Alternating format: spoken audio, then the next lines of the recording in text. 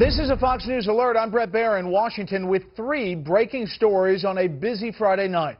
A new discovery of yet another massive computer hack on the U.S. government systems. An arrest of someone believed to be involved in the escape of those 2 convicted killers still on the loose. And fallout from a huge defeat for President Obama on Capitol Hill. First to the hacking. For the second straight night, we begin with word of a major cyber theft involving information, possibly about you. Last night we told you that theft of federal employee data is apparently much more extensive than the administration led everyone to believe. Tonight, word of a second breach. Correspondent Doug McKelway is here with breaking details from the North Lawn of the White House. Hi, Doug. Good evening, Brett. Indeed, Fox News has learned that there has been a second intrusion. This is different than the one that we told you about last night. It is by far larger, and it may contain deeply sensitive and personal information, not only from federal government workers, but from military personnel as well. It was uncovered on June 8th, just this month, as investigators were looking into the December intrusion. The federal government isn't describing the extent of damage from the cyber espionage of computers at the Office of Personnel Management, but cyber experts are. They took away the mother lode. That assessment stemming from a blunt notice from a union representing federal workers, the American Federation of Government Employees. It told members last night, quote, the personal information of all 2.1 million current federal employees and an additional 2 million federal retirees and former federal employees may have been compromised during a Chinese cyber attack. The Associated Press, citing 2 people briefed on the attack, put the number much higher. 14 million present and former government employees. Included in the cyber heist, background checks and security clearance applications for thousands. They know who was in what position of trust, when, the kind of subjects that they would have dealt with. It is the kind of information that spies seeking to blackmail someone would crave. Information about former boyfriends, girlfriends, divorces, financial troubles, and debts. But the main purpose of the intrusion points to spear phishing, the imitating of emails from a trusted source with a malware attachment. When you click on that document or you click on a web link, it automatically downloads that malware into the system, and then bang. The malware activated, hackers could potentially turn cameras or microphones on and off in cell phones, home computers, video games, TVs, elevators, and more. Unfortunately for them, if they are looking at me in my boxer shorts, that's a horrific sight, but they do in fact have that. AFGE has already offered 18 months of free identity and fraud protection for its members through CSID, a leading identity protection company. Larger questions of the government's ability to block such hacks and its ineptness at detecting them, as well as any retaliatory cyber attack or sanctions, remain unanswered for good reason. It is not in our interest to telegraph in advance any decisions that we may be making related to sanctions, primarily because it gives those who may be targeted the opportunity to move around their assets to try to escape these sanctions. Some experts believe this may be the greatest U.S. intelligence failure since Edward Snowden. But its loss may be months or even years in calculating as China works its sources and its spyware and as it acts on the information that it gleans from all of that information. Brett, back to you. Stunning development. Doug McKelway live on the North Lawn. Doug, thanks. Yep. Another Fox News alert now. Breaking news, an arrest tonight in what officials are now convinced was an inside job. Last weekend's escape by 2 killers from a maximum security prison in upstate New York. Correspondent Molly Line is following the manhunt from West Plattsburgh, New York tonight. Good evening, Molly. Hi, Brett. New York State Police confirmed that 51-year-old Joyce Mitchell has been arrested for providing material assistance to the 2 convicts who escaped, helping them get out of the Clinton Correctional Facility, and we are learning much more about her.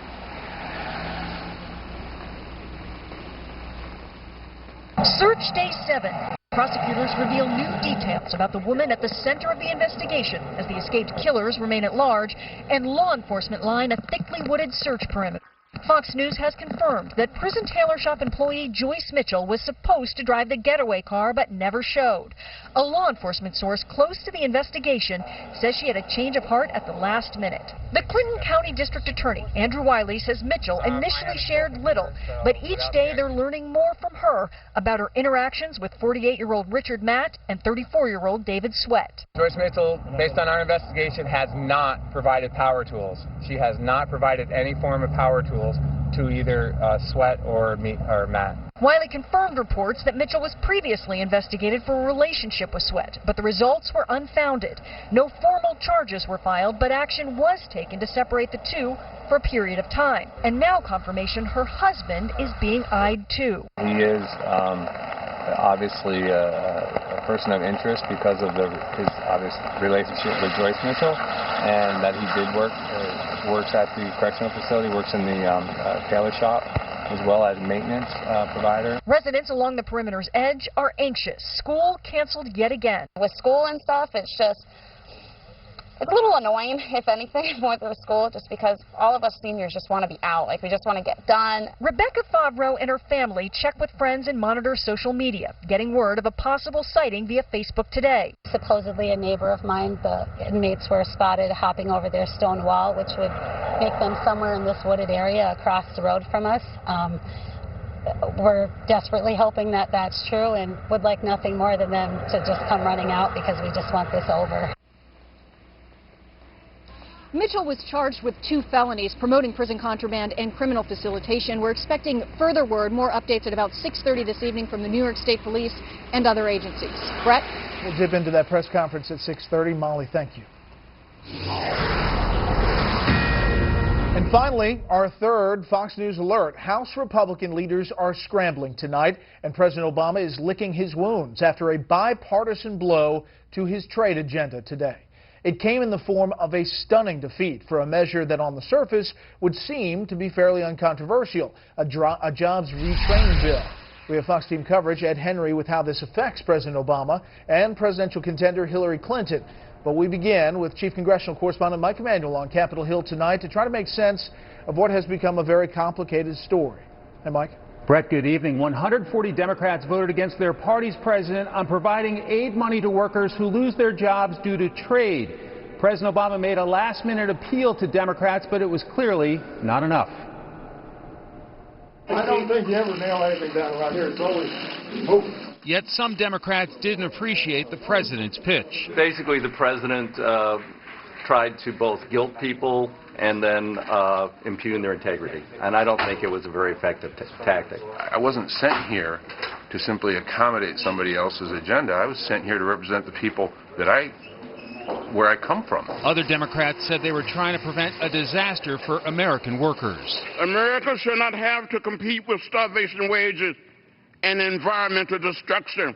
Everybody can't be like us. We understand that. We're not against trade. We want it to be fair. We want the American worker to be protected. That's what this is all about. In a sign of how unusual this debate has been, House Speaker John Boehner also urged his colleagues to pass trade promotion authority for the good of the economy and country. And this appeal to skeptical conservatives. We want to make darn sure that there's less authority for the president and more authority for the American people. That's what this bill does.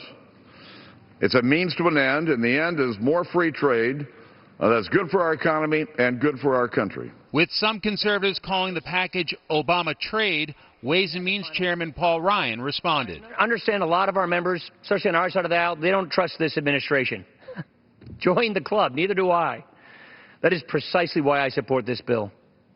TPA puts Congress in the driver's seat. But Republicans needed Democrats to support trade adjustment assistance in order to get to trade promotion authority. With presidential hopeful Hillary Clinton staying out of the trade debate, Leader Nancy Pelosi assumed the role of the most powerful female voice and rejected Mr. Obama. Today, we have an opportunity to slow down. We all know we have to want to engage in trade promotion and the rest of that. But we have to slow down this road because it is not. Whatever the deal is with other countries, we want a better deal for America's workers. Even though trade assistance failed overwhelmingly, the House Majority Leader forced a symbolic vote on trade promotion. Members are advised that we are proceeding to votes on the remaining 2 motions. With Republicans demonstrating they had the votes to move forward on trade, Ryan says the White House must now do more to win over Democrats. Now, the president has some work yet to do with his party to complete this process. This isn't over yet, and we hope that they can get together and make sure that we finish this so that America is back leading. With 302 total no votes on the trade assistance package, turning that around the next few days would likely require a miracle or a huge change of heart. Brett? Mike Emanuel live on the Hill. Mike, thanks. Let's look at what this means for President Obama and for one of the people who would like to replace him.